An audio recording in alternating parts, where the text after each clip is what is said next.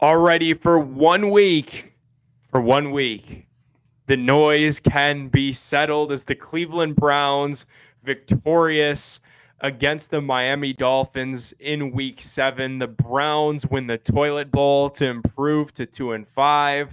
I'm Nick Pedone on the Big Play Sports Network. Chris McNeil joining on the post game as well. Going to chop it up with you guys for a little bit and celebrate, relish in this Browns victory. Chris, you know as well as anybody, we don't get these all the time. So when we do get them, we have to enjoy them. Absolutely. They don't come very often, only 2 times this year, but a lot of hope today at the end of the day. You know, I think this week was just so negative, Nick. It feels great here on a Sunday to have a victory underneath our belt. And also the fashion, and there was a lot to like about this game and a lot not to like, I would say. But the parts that I did like are Quinshon Judkins. How about that guy? We were talking about running the ball. Fans were clamoring for it. Even Myles Garrett was clamoring for it. And what do we see? We see some healthy dose of Quinshon Judkins. Didn't quite get to 100 yards today. Hit a huge home run there. Really busted this thing open with that run. And it gives us something. It gives us something going into next week, going into the Patriots game, going into the bye. It gives us a little bit of hope. It gives us some forward momentum, especially with Kevin under so much fire this week. I don't think this gets him off of the hot seat by any means, Nick, but it certainly makes it a little bit cooler, at least for a little bit. See what he can do against the Patriots, see what we got going into the bye. Feeling a lot better now than I did several hours before this game. It quiets everything, even just for 1 week. That's the biggest piece of this victory. And there are things that the Browns can certainly clean up. And when they go into that film room on Monday, I'm sure they'll work to identify a lot of those things. Because offensively, they still are a team that gives you very little to be inspired about. But overall, you're able to escape this game with a big win where you're able to score over 30 points after you hadn't been able to score more than 20 points. So there's so much of this that feels really good. And it's just amazing what winning can do in the National Football League. Like you mentioned, Myles Garrett was complaining about not running the football enough. Grant Delpit earlier this week said he forgot what winning even feels like. So this one is so massive, and it definitely does cool Kevin's seat, even if it is for just 1 week. It certainly gives hope that there's something, you're building towards something here. And look, you got to have perspective here. This is a 1-6 now ball team that we just beat there in the Dolphins. This is not a very good ball club at all. They come into our place. It's nasty, nasty weather. And I'll tell you, this team is less disciplined, the Dolphins, than what we are, Nick, which is hard to do. I mean, that was a hard watch, I would imagine, if you're a Dolphins fan, to see all of those penalties and just huge. I thought our entire offense there in the first quarter was just going to be penalties from the Dolphins. They were giving us so much. Their first downs, just bailing us out right and left. That team is really in a spiral. And that takes a lot for a Browns fan to look at another team and say, boy, they are a mess right now. But we looked good by contrast. I mean, we really did. We looked like we had a little bit of an offense going there. It looked like we had some stuff to hang our hats on. Of course, the defense shows up once again, Nick. So feel real good about that. We're able to deal with the elements. And we know with Dillon Gabriel, he didn't have a great day. It wasn't anything impressive on the field from him, but we were able to get at least enough quarterback play out of him to get a victory today. And that's kind of what you're looking for. Right now, we're looking for positives. We're looking for victories. You've got to build upon that stuff. You can't nitpick any victory right now for the Cleveland Browns, as we're just looking for getting us to the next week. Yeah, they fought off the ropes. That's the biggest thing, is they really had an opportunity, if they wanted to, just completely mail this thing in. They really could have just packed it up. You heard Grant Delpit throughout the week saying that he forgets what winning feels like. Myles Garrett said he saw things differently from the coaching staff during that Steeler game. So like, they really could have just given up. They didn't. That's the biggest thing that I take away from this game. Offensively, though, Chris, you nailed it. Like, there is so much room for improvement. Dillon Gabriel, 13 of 18. He somehow escapes the interceptions again. Like, he had 2 or 3 more passes today that could have been picked off after having probably 10 against the Steelers that could have been picked off, but he finishes with a clean game. only 116 yards passing. Where are you at with Dillon Gabriel now after 3 starts? He's not making the mistakes that Joe Flacco made, but the offense still leaves so much to be desired. Yeah, and I'm just going to read down a few of these stats, not only for us and our offense, but just the team stats for this game. We talked about this thing coming in, Nick. We talked about it on our show. This thing was going to be a rock fight, and boy, did it turn out that way. Total yards for your Cleveland Browns today, Nick, 206. Of those passing yards, you were talking about Dillon Gabriel, we hit a 102 passing yards. Woo! That's an NFL offense. In the year of our Lord, 2025, you get 102 yards passing. Rushing, 104. Yards per play, a paltry 3.9. Heading on over to the Dolphins side of the ledger. Total yards, they crushed us. We had 206. They had 219. 120 passing yards for Tua. Boy, does he look absolutely awful. He looks lost, Nick. Rushing yards, they had under 100 yards rushing as a team. We held them to 99. A paltry 3.8 yards per play. Then going down, and you look at the penalties, Nick, and we talked on this.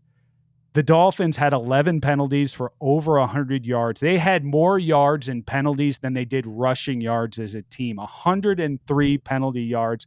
The Browns, for their part, only had 5 penalties for 37 yards. For a team we've talked about that's been so undisciplined this season, that ain't bad for the Cleveland Browns. We're showing some progress on that end as well. So I feel pretty good about that. But overall, you look at this game on paper, it is what we thought it would be, Nick. It was ugly. But you know what? We blew them out. They made more mistakes. Tua looked awful. Their offense looked awful. They kept turning the ball over. We didn't. We had some nice home runs with Quinshon Judkins. We stayed away from the penalties, and ultimately that carried the day. And that's all I'm sitting here wanting as a Cleveland Browns fan as we sit in week 7 is that this team is now a little bit better than what they were last week and a little bit better going forward. And with a really young team, that's what you build upon. Yeah, the Browns fired a coach today. Thankfully, it's not their own. I really think that Mike McDaniel was so bad in that game. Is he getting on the plane? Is he getting on the plane? I don't know. I don't know if it comes down tonight. I don't know if it comes down tomorrow.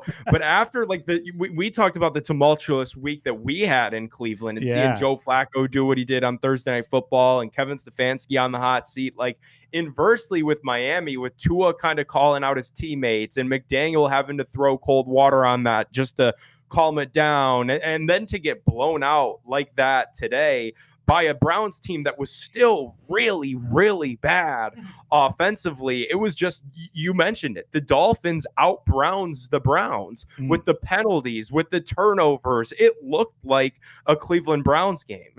And I don't know that Mike McDaniel recovers from this one. This one might officially be too much. Still working Corey Borquez. We had 6 punts, Nick. Once again, our all-star there, our all-star punter, perhaps certainly a top 5 player on this team. He got his work in, but we won the time of possession. 31 minutes to their 28, just barely. I mean, those are the little things, right? The time of possession, the making the mistakes. We talk about it all the time. This is not a good ball club. The Browns are not very good. They're not particularly well coached. But at the same time, for us to win games, we've got to do the little things well. Today, we were able to do enough of those little things to get us over the hump and actually look pretty good because Miami not only didn't do the little things, but they just kept shooting themselves in the foot. And the Browns, and in doing that, the Browns definitely set the sport back a couple of decades. I did not have seeing the wild card, not once, but twice in the red zone. Kevin Stefanski, talking to the media right now, said that himself, Tommy Reese, Mike Bloomgren, they got in the lab when they saw the weather report early this week, and they decided the Wildcat was going to be the way to go if they got down into that red zone. And because Dillon Gabriel's not a threat to do anything really with his arm, I actually thought that was a really good decision. The worst case scenario would have been had Quinshon fumbled that ball, and he did bobble it, but he was able to reel in the snap and score. When you're as bad offensively as the Browns are, you got to try some stuff. And that was the recipe for the entire day today. The Browns won the toss. They took the football. You have really never seen a Kevin Stefanski-led team do that because analytics tell you don't do that. But on a day where you knew it was going to be tough sledding because of the weather and everything else, they decided that that was a gamble that they needed to take. It didn't initially pay off because they went 3-and-out to start the game, but then you get the pick six to start the second half, and it completely negates that. At that point, it's like, well, that was still the right decision because you were able to get a score either to start the game or during that half to break up what Miami had going. So ultimately really encouraged that they knew what was on the line today and they fought off the ropes. Like, that is my biggest thing. How many times, Chris, in our lives have we seen Browns teams just fold up? And after a week like this, where you see Joe Flacco do what he did on Thursday Night Football, all the quotes that came out from Berea early in the week to all the way up till Friday. Like, Myles Garrett went torched earth on Friday at the walkthrough talking about the game plan and things. So it was just such a breath of fresh air to get a win because it cools everything down for just a week. For just a week, we could go back to talking about football and knowing that everybody's going to be in place as the team gets ready to head to New England. And you touched on it. I think that was an important part in this game was at the very beginning when we decided we were going to take the ball. That was kind of a surprise to everybody in the media, everybody, all the fans. We expected to kick. We thought this was going to be a defensive battle, so you might as well give them the ball. We get the ball to start off in the second half. That's kind of the way the NFL is set up. We get the ball, we go 3-and-out by running the ball 3 times. Now, I think in the past, what we do, despite the weather, I think we start to get a little nervous and start to try and throw the ball a little bit. And we didn't. We said, okay, those 3 rushes didn't work. Let's continue to run the ball. And eventually it did pay off. So we stayed with the run a little bit longer. I think that we have in the past, certainly than what we did last week. It ended up paying off. And I think that's what's going to be kind of the secret to success going forward. I know the fans were booing after that first drive. I was upset. Everybody was like, here's same old Browns. We just can't move the ball. What are we going to do? Well, we kind of stuck with our guns on this one. Give some credit to Kevin Stefanski on that. He came out with a game plan. He stuck with it. And eventually we broke through. And that's what it's going to take on this team because I don't see this core wide receivers. And we've talked about it, Nick. We're not very talented when it comes to those skilled positions. So I don't see them really breaking through, but I do see a lot of talent in this backfield. If we could develop that running game, I know it's tough with this offensive line, the fact that we've been switching out tackles, we see it again today, but ultimately it's going to be that dedication to the run that's going to allow us to be successful in any Macam in this division. Well, and this is what, like, now that they've entered this talent evaluation mode, right? Like, where they're going to get a look at Gabriel. It's all about the young players. To me, okay, as a fan, I'm in talent evaluation mode for the staff. I'm in evaluation mode trying to figure out, is this an environment where young players, especially young offensive players and young quarterbacks, can thrive? Because I know I'm in a position where I've got 2 first-round picks next year, and I'm trying to find out if this head coach and this general manager are responsible enough to be trusted with those 2 first-round picks. Today, the answer looked to be yes, because they were able to take the heat off Dillon Gabriel. They were able to hide some of his inefficiencies. Now, I know that safety at the end on 3rd and long to drop him back, questionable decision. You're going to have a lot tougher of a time hiding those deficiencies against a Mike Vrabel-led defense a week from now when you play the Patriots. But for one day, we can take a breath of fresh air that they did right by Dillon Gabriel. They did right offensively. And you got to take baby steps. Like, when you're as bad as the Browns are, you got to find one thing that you're good at, and you got to continue to put energy into it. So continue to put energy into Quinshon Judkins. I don't know that this offense can be fixed this year because the personnel is so bad. They were rotating KT Leviston and Corn Lucas at left tackle and right tackle, and I don't really know what to make of that. I personally don't agree with that. Hopefully at some point you get Jack Conklin back again from this concussion now, and you could maybe turn things over to Shedeur Sanders at some point in the season with a little bit healthier of an offensive setting, and you feel comfortable putting him in the game to see if he could give you a spark to close the season and figure things out from there. Nick, are you ready? I'm going to go down the receiving stats for your Cleveland Browns today. Oh, you talk about doing things well. Here's what we don't do particularly well. And this is what I'm talking about when I say we really are not good in the passing game right now. Harold Fannin Jr. had a nice game, 4 receptions, 36 yards. He is your leading receiver, folks. 36 yards is your leading receiver today. And Chris, how many catches? You said 4? 4 catches. So three of those were in the late third quarter and into the fourth quarter. Really garbage time receptions.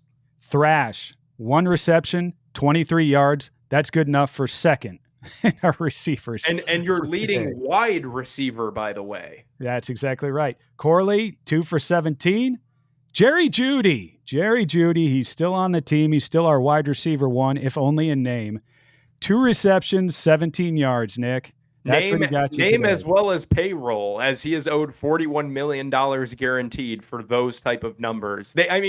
Offensively, as you read this stuff out, like, they've got to get this fixed. Like, Quinshon Judkins was able to do what he did today because the defense was so awesome, because you were set up with tremendous field position multiple times, to be able to run the Wildcat offense and score 2 touchdowns that way. And a pick 6 helps the final score as well. But like, you read those numbers offensively, and like, if you told that to a random Browns fan who was walking the streets of downtown Cleveland and missed the game today, hey, Harold Fannin was the leading receiver, 4 catches for 30-some yards. Woo. Jamari Thrash was the second leading receiver, 1 catch for 23 yards. You probably think that the Browns got smoked, and you're waiting for the Adam Schefter notification saying that Kevin Stefanski has been relieved of his duties. Like, this offense is still really bad. That's one thing that we can't get lost in this victory. And victories win, victories cure everything in the National Football League. You got Myles Garrett up at the podium right now singing a very different tune than he was singing 48 hours ago. But the fact of the matter is, the National Football League stands for not for long. And you got a game Sunday against a good Patriots team who is going to look to take advantage of your lack of offensive aptitude. And I think we could very well go back into our dark place that we're familiar with next week if this offense doesn't do anything. Because today, like, while you were able to score 30 points, that was in spite of your offense, not because of it. Yeah, and a lot of it were mistakes, based on mistakes by Miami, and a great job by the defense, especially that defensive front. We'll go over to the rushing game here, Nick. Looks a little bit better. We talked about Quinshon Judkins, 25 carries, so a lot of carries for him. You know, Kevin responded. Everybody was talking, we need to run the ball. You look at the weather, you look at the elements, you got to get Quinshon in there, you got to feed him the ball. Well, guess what they did? 25 carries, 84 yards. Not a great average, Nick, 3.4. But he got 3 touches out of it. That was fantastic. It's nice to see. I think it's the first time since obviously Nick Chubb had done that for a running back to get 3 touchdowns in a game. So Quinshon, very nice game. I like the fact that we're feeding him the rock. Now we got to get that average up a little bit. So he's averaging over 100 per game. You know, this is going to work against a team like Miami going forward. I don't know if it's going to work in the NFL. Because early in the game, Chris, you saw Miami was doing what Pittsburgh did. They literally watched that Pittsburgh tape and they completely copied it. They were loading the box. They were trying to force Dillon Gabriel to throw the football. And when he had to, it wasn't going well. You know what I think they do with this backfield? Here I am calling my shot after a victory, getting ready for Victory Monday. You've heard the talk throughout the week that Andrew Berry and Kevin Stefanski might not be on the same page, and Berry might be going rogue on a couple things. I think they're going to trade Jerome Ford at some point here in the next couple of weeks because he still gets these third down carries. I think he's a better pass protector than Dylan Sampson. But at some point, I think you drafted Judkins and Sampson for a reason. And I think seeing more Dylan Sampson on the outside runs and the things that are not between the tackles and the pass catching sets will make life easier on Quinshon when he does have to run through the tackles. So let's look at their performance today. Dylan Sampson, he does still exist. I think they do want to mix him in more and more. It's funny because he just has been invisible ever since Quinshon's been back.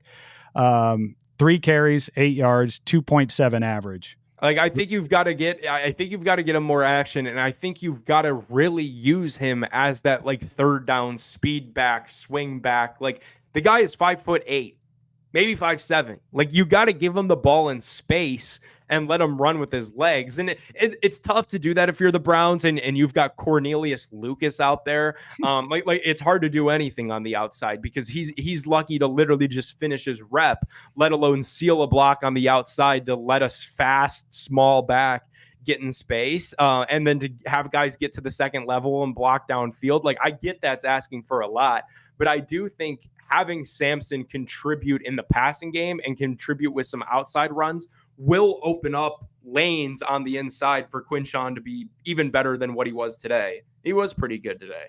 Jerome Ford got 1 carry, 0 yards. You also saw him in the passing game. He got 2 catches for 10 yards, an average of 5 there. So you were talking about Jerome Ford maybe on his way out in Cleveland, which is kind of a hot take right now. Didn't do a whole lot today. And really, he doesn't seem like he fits a whole lot with where this organization is going, Nick. Chris, I want to ask you about this, talking about the trades, obviously big victory today, put up 30 points. Like, you're able to quiet the noise. That's my big takeaway today, is that the noise will be quieted for at least 7 days, until at least you play New England. Kevin Stefanski's coaching this team, even if we do have questions about the overarching operation. Does this victory change your approach at the NFL trade deadline at all? The fact that Njoku didn't play today and could potentially maybe even be questionable going into the week with the knee injury, the fact that you didn't see much of Jerome Ford, Shelby Harris had a costly penalty on special teams. Like, does today's outcome change what you would do at the trade deadline? When we talked Monday, we were both in agreement that you probably just trade anything that's not tied down. And I'm still right there, Nick. There's no way a victory over a team that came in here 1-5 changes that. The referendum on the Browns today was, are they a playoff team? No, they are not a playoff team. Do we have a nice victory? Yes, we had a nice victory. We need to build. We need to build on what we've got right now. You look at the stats, and we've gone through them there, and you don't see anything particularly impressive on paper. You see all kinds of holes still on this roster. And we were able to get a victory today without David Njoku, right? Now, obviously, he's a big part of what we've been doing, so I don't necessarily advocate for him to be gone, but you got to look at, if somebody's going to make a nice offer to you, you've got to take it. I mean, you got to look at what we can do in terms of draft capital to build up this roster because, and we've talked about it ad nauseum, because of the Deshaun Watson situation and the fact that we didn't draft very well for years and years and years, have left us with just a dearth of players there at that next level and even at the top level for this team. So we've got to accumulate talent. And if it takes getting rid of a Njoku to be able to do that, then I would do that. Now, once again, you've got to have the right offer. It's got to fit for what we want to do. But I am still in the mode that, hey, anybody who is interested in the players that are on the Cleveland Browns right now, and anybody who's, not named Quinshon Judkins and a couple of others, and maybe Myles Garrett, although Myles, maybe we should have moved him in the offseason. I'd say you've got to listen to those offers, and I'd really seriously think about getting more draft capital here. Yeah, I mean, the Browns already have a ton of picks in the upcoming draft, but get more, especially get more if you're consolidate. Then you make the trades later on. Go into the war room and figure it out. Make these 2 fifth round picks into a 4th round and add in a second, whatever you need to do, but then start moving up and really get talent. Have the kind of draft capital so we get to the draft, you can just pick the players that you want. And you don't have to talk about, hey, this guy fell to us. Shedeur Sanders fell to us, so we might as well take him. Dylan Gabriel, he kind of falls to us. Whoever it might be, no. We have the draft capital. We put it together. We went out. We got this guy. This is the guy we wanted. This is the guy who we handpicked. And even though he was projected to go a couple of spots above us, we didn't let the chance figure into this at all. We went after that guy. And I want to see the Cleveland Browns be aggressive like that. In order to do that, you've got to have draft capital. Well, Chris, and another layer of exactly what you just said is if you're going to start accidentally winning games now, like I would say today was maybe an accidental win. Right? You look at the schedule, you got the Jets who are still winless and they benched Justin Fields today. So you got that game coming up. You got, the Raiders who Geno Smith was benched late. I saw Kenny Pickett entered that game for Las Vegas. There are a couple winnable games on this schedule, and you might want to consolidate those draft picks or have to. If you fall in love at the combine with the Fernando Mendoza, who's gotten a couple, Kirk Cousin comps and stuff, like if you fall in love with a player like that and you're with the 5th pick or 6th pick and not 1 or 2, like you might need to bundle up some draft picks to move up that order and not gut your capital for years to come like this team has unfortunately done in years past. All right, as we look ahead, kind of put a bow on this thing. We mentioned the schedule and that there are some winnable games when you look ahead after the bye week with the Jets and the Raiders, the Chicago Bears on the schedule as well. You got a difficult one coming up against the New England Patriots. Our producer extraordinaire, Pat McGuire, feeding us a little bit of information here. The Browns have not won in New England since 1992. Drake May looks to be that guy. He seems really good. And Mike Vrabel has the Patriots humming. As good as we feel right now, Chris, it's why Victory Mondays matter so much. We've got to enjoy them while they're here because it's going to be a very difficult ball game on Sunday and a game that not a lot of people will pick the Browns to win. Yeah, and it's going to be interesting for the Browns. We've dealt with adversity and not winning and being a losing team, and we finally overcame that hurdle. We beat the Packers earlier in the season, like the players were saying. That seems like years ago. They've lost that feeling. We were able to regain that, and now you can't get too high on yourself because you just won a game. It was against a very bad team. You've got to go on the road, so you've got to compose yourself pretty quickly to be able to be up for this game and there against the Patriots. You've also got a bye after that. So I think the inclination would be to kind of look past things and say, oh, it'd be nice to get to that bye and start booking plane tickets and whatever else these players might be doing. Hey, there's still work to be done. And the Patriots have been fairly decent this year. That's an organization that's had to turn itself around, and it seems like they've been able to turn that ship now a lot quicker than obviously we have in Cleveland. So you got to draw on whatever inspiration you can this week, I think, to put up a good fight against the Patriots. But who knows? This team is so week to week, you don't know what to expect from them. It hadn't been good up until today. Now you've got a little bit of positivity. Let's ride that into Foxborough. Let's ride that into playing the Patriots. You would hope that a win like today, where you're able to win like 31-6, that's a blowout victory. You would hope that you're able to turn that into some sort of positive momentum. I just worry that the Patriots are so much better than you, and your offense is still so bad that it really could revert back into more of the same.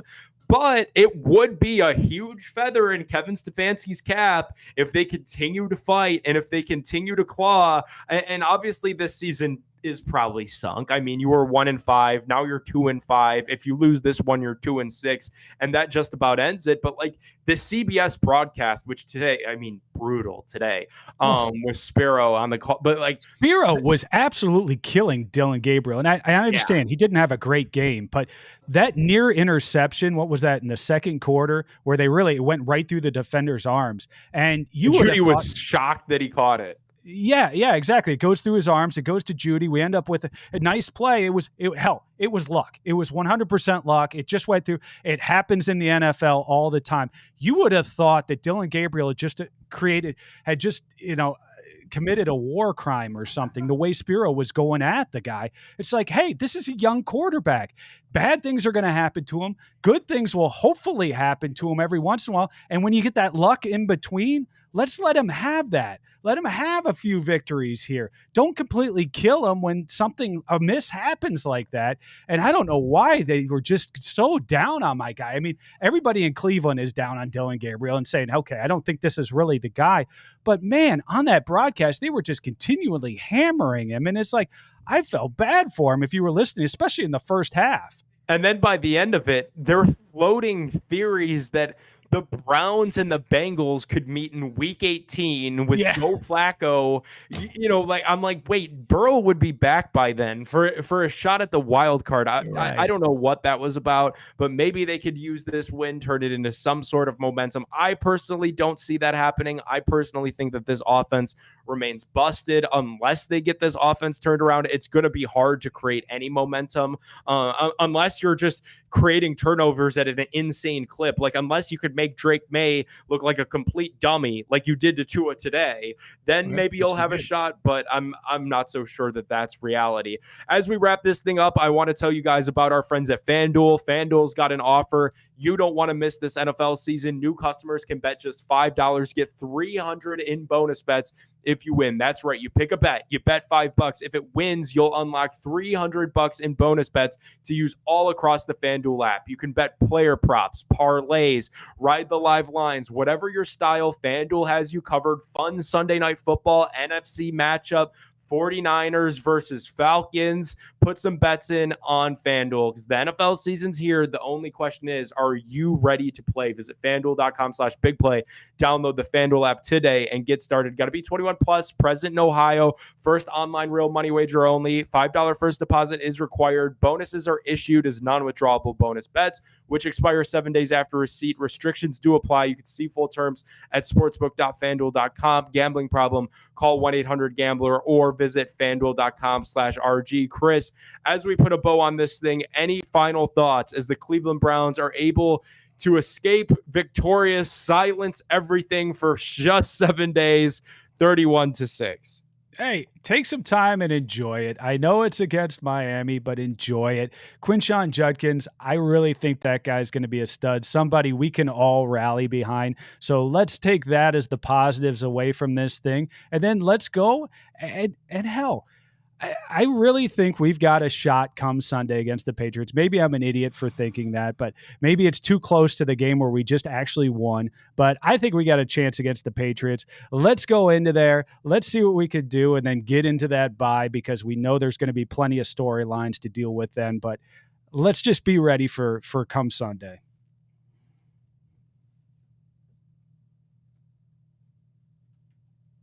I think I muted myself there.